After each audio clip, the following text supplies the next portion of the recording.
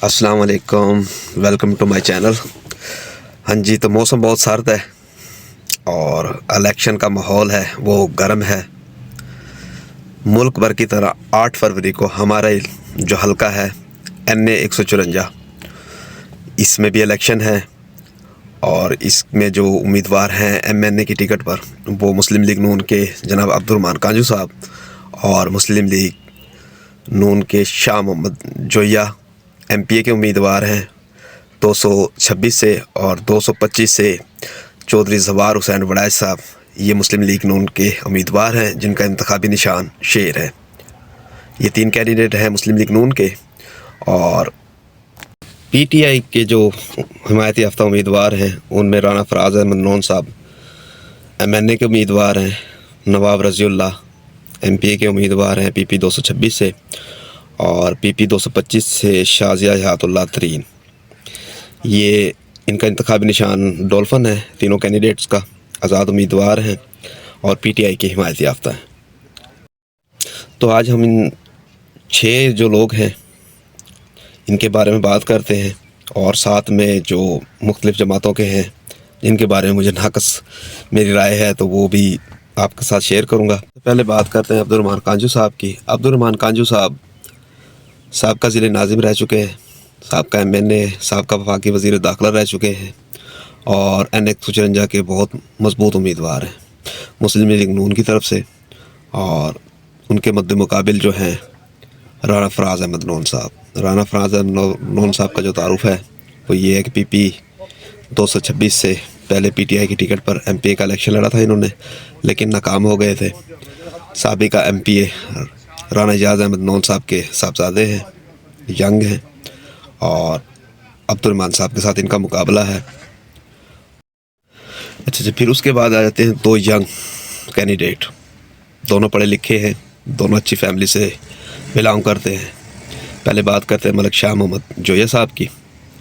Young candidate हैं मुस्लिम league नून के, इंतखाबी निशान है इनका शेर, और पिछली दफ़ा ये MPA की सीट पे कामयाब हुए थे, अब्दुर्रहमान साहब के साथ थे। और इनके मद्दे मुकाबिल नवाब रज़ीउल्लाह खान, ये भी यंग हैं, एडवोकेट हैं, पढ़े लिखे हैं। इनका इंतखाबी निशान है डॉल्फिन। अच्छा, मज़े की बात यह है कि जो हमारे यानी कि 154 में पूरा जो पैनल है मुस्लिम लीग नून का, उनका इंतखाबी निशान शेर है और PTI के हिमायत याफ्ता जो उम्मीदवार हैं उनका इंतखाबी निशान है जनाब डॉल्फिन। तो मुकाबला है डॉल्फिन में और शेर में। इसके बाद 225 दुनियापुर का जो हलका है उसमें मोहतरमा शाज़िया हयातुल्लाह तरीन PTI की हिमायत याफ्ता उम्मीदवार है और इनके मद्दे मुकाबिल हैं चौधरी ज़फ़र हुसैन वड़ैच साहब। चौधरी ज़फ़र हुसैन वड़ैच साहब जो हैं साबका MPA हैं और साबका वफाकी वज़ीर जेल खाना जात रह चुके हैं। शाज़िया हयातुल्लाह तरीन साबका MNA हयातुल्लाह तरीन की अहलिया हैं। पाकिस्तान तहरीक लबैक के हल्का NA 154 में MNA के जो उम्मीदवार हैं राना ज़ुबैर उतेरा साहब और चौधरी यूसुफ जट साहब 225 में से उम्मीदवार हैं तहरीक लबैक के, और जनाब राना एहसन नौन साहब 226 में से। इन लोगों का इंतखाबी निशान है क्रेन। अच्छा जी, तो अब बात करते हैं पाकिस्तान पीपल्स पार्टी की। पाकिस्तान पीपल्स पार्टी के जो MNA के उम्मीदवार हैं जनाब इमदादुल्लाह खुरम अब्बासी साहब, और इनके जो MPA हैं PP 225 में आफ्ताब खान बाबर, वो MPA के उम्मीदवार हैं, और PP 226 में से मलिक आशिक जोया साहब हैं। मलिक अजमल साहब का तहसील नाज़िम, उनके साहबजादे हैं, काफ़ी यंग हैं। ये जी हमारे कैंडिडेट थे जिनके नाम मैंने आपको बताए हैं, PP 225, PP 226 और NA 154 के।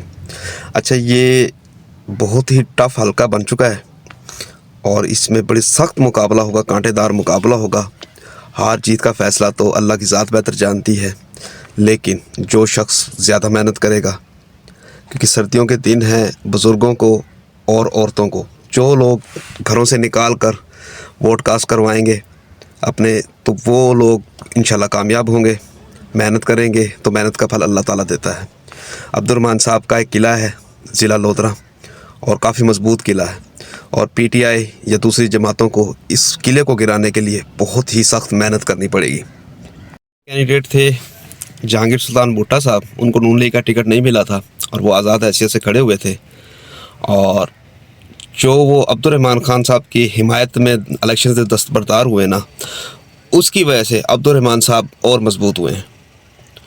और देखते हैं कि क्या बनता है इस हलके का।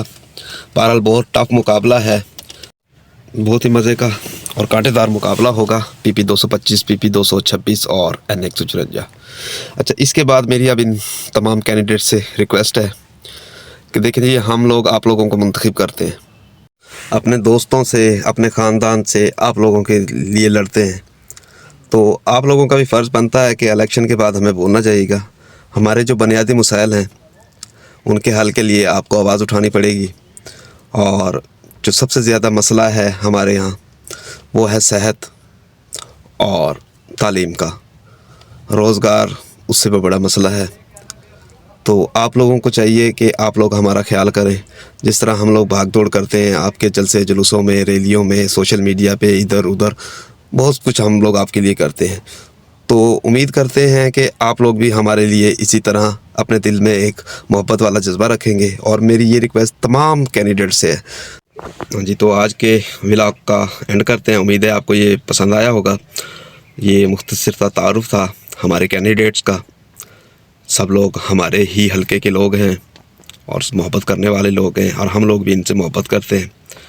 तो व्लॉग का एंड करते हैं, और आप सब दोस्तों से रिक्वेस्ट है, मेरा चैनल बिल्कुल न्यू है, इस चैनल को सपोर्ट करें, क्योंकि आपकी सपोर्ट के बगैर इंसान कुछ भी नहीं कर सकता, और बंदा ना चीज़ तो वैसे ही इतना ज़्यादा कुछ है नहीं। तो मेहरबानी करके इस चैनल को सब्सक्राइब करें, लाइक करें, और दूसरे दोस्तों के साथ इसको शेयर भी करें। मेहरबानी, शुक्रिया।